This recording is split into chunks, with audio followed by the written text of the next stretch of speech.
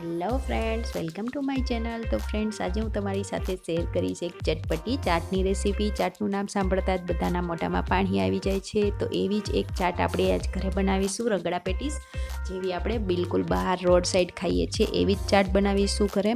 તો friends, video start કરતાં પહેલાં રિક્વેસ્ટ છે કે તમે હજી સુધી મારી ચેનલને સબસ્ક્રાઈબ ના કરી હોય તો સબસ્ક્રાઈબ બટન ઉપર ક્લિક કરી અને સાથે રહેલા બેલ આઇકન ઉપર પણ ક્લિક કરી દેજો, જેથી તમને મારા નવા વિડીયોના નોટિફિકેશન મળતા રહે.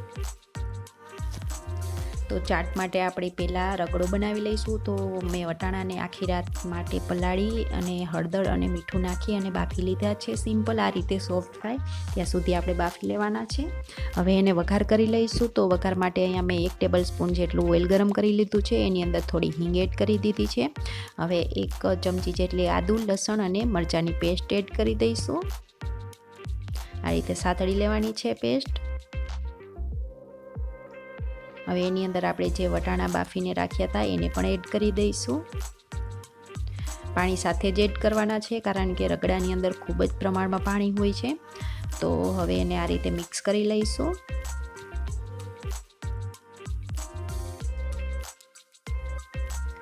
હવે ઉપરથી પણ આપણે થોડું પાણી જરૂર પડે એટલું એડ કરવાનું છે.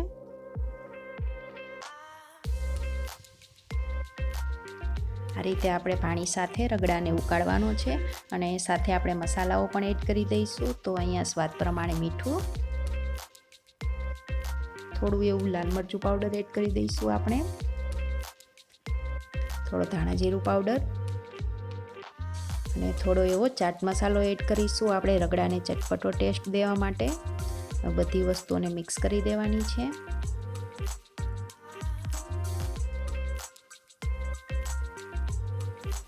તો એ બધી વસ્તુઓ એડ કરી દીધા પછી આપણે રગડાની અંદર એડ કરીશું 1 બાફેલા બટાટાને. આ રીતે ખમણીને એડ કરવાનું છે. આ રીતે 1 બટાટા એડ કરવાથી રગડાનું ટેક્સચર છે થોડું થીક આવે છે અને પરફેક્ટ બને છે આપણો રગડો. તો બટેટું જરૂરથી એડ કરવું રગડાની અંદર. હવે બધી વસ્તુઓને આ રીતે મિક્સ કરી દઈશું અને હવે રગડાને આપણે મેસરથી આ રીતે થોડો મેશ કરી લેવાનો છે. વટાણા છે મેશ નથી કરવાના, હાથ કચરા આ રીતે મેશ થાય એ રીતે કરીશું આપણે. તો અહીંયા રગડો આપણો તૈયાર છે. હવે ઉપરથી આપણે કાપેલા ધાણા ભાજી એડ કરી દઈશું. હવે અહીંયા ગેસની ફ્લેમને ઓફ કરી દઈશું અને હવે આપણે બનાવીશું પેટીસ. તો અહીંયા પેટીસ બનાવવા માટે મેં બટાટાને બોઇલ કરી અને ઠંડા કરી લીધા છે. હવે એને મેશ કરી લઈશું. તો આ રીતે મેં હાથથી મેશ કરી લીધા છે બટાટાને. હવે એની અંદર બધો મસાલો એડ કરી દેવાનો છે. તો સૌથી પહેલાં તો આપણે સ્વાદ પ્રમાણે મીઠું એડ કરી દઈશું.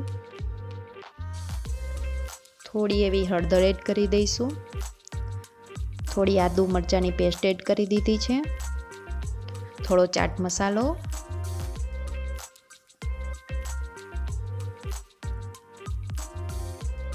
થોડા કાપેલા લીલા ધાણા ભાજી એડ કરી દઈશું. હવે અહીંયા પૌવાને મેં થોડા પલાળીને રાખ્યા હતા એને પણ એડ કરી દઈશું. પૌવા એડ કરવાથી પેટીસમાં થોડી ક્રિસ્પીનેસ આવે છે અને એનું બાઇન્ડિંગ છે વ્યવસ્થિત થાય છે.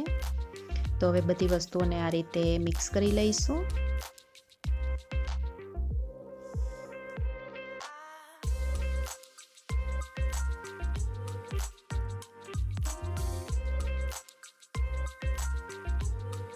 હવે આ રીતે સ્પૂનની અંદર થોડો માવો લઈ અને હાથથી આપણે પેટીસનો શેપ આપી દઈશું.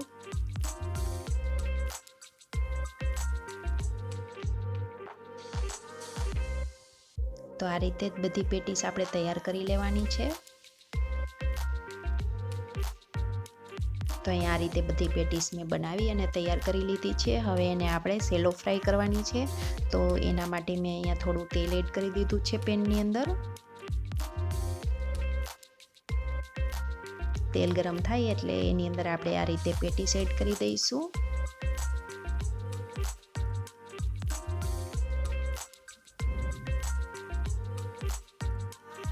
હવે આ રીતે એક બાજુ ગોલ્ડન બ્રાઉન થાય ત્યાં સુધી આપણે એને ફ્રાય કરશું, પછી જ આપણે એને પલટાવીશું.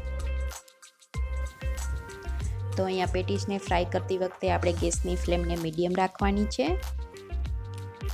અહીંયા એક બાજુ ફ્રાય થઈ ગઈ છે, સરસ મજાનો કલર પણ આવી ગયો છે. તો હવે એને આપણે આ જ રીતે બીજી બાજુ પણ ફ્રાય કરી લઈશું પલટાવીને.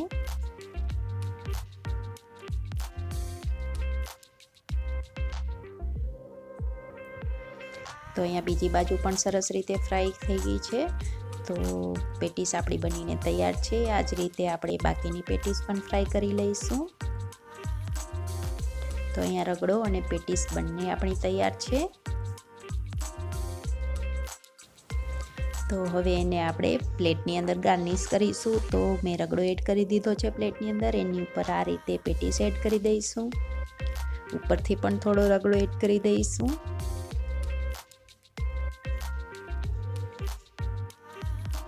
હવે એની ઉપર આપણે આંબલીની ખાટી મીઠી ચટણી એડ કરી દેવાની છે. ચટણીની રેસીપી પણ મેં બતાવી છે, નીચે ડિસ્ક્રિપ્શન બોક્સમાં તમને એની લિંક મળી જશે.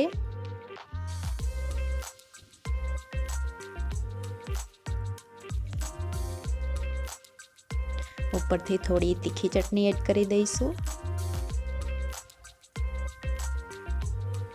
બંને ચટણીઓની લિંક મેં ડિસ્ક્રિપ્શન બોક્સમાં આપેલી છે. ઉપરથી થોડા ધાણા ભાજી એડ કરી દઈશું.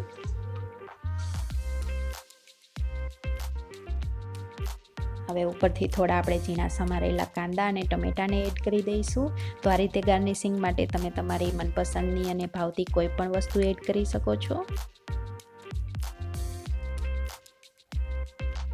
હવે થોડી ઝીણી સેવ એડ કરી દઈશું ઉપરથી અને આપણી ચાટ છે બિલકુલ રેડી છે. તમે જોઈ શકો છો, જોતાં જ ખાવાનું મન થઈ જાય એવી આપણી ચાટ છે. ઉપરથી ગાર્નિશિંગ માટે મેં થોડા બીટરૂટ એડ કરેલા છે આ રીતે કટ કરીને. તો ફ્રેન્ડ્સ, તમે પણ ઘરે જરૂરથી ટ્રાય કરજો અને તમને મારી આજની આ રેસીપી કેવી લાગી એ કમેન્ટ કરીને જરૂરથી બતાવજો. અને વિડીયોને લાઇક કરજો, શેર કરજો અને ચેનલને સબસ્ક્રાઈબ કરવાનું બિલકુલ ના ભૂલતા. Thank you. Bye bye.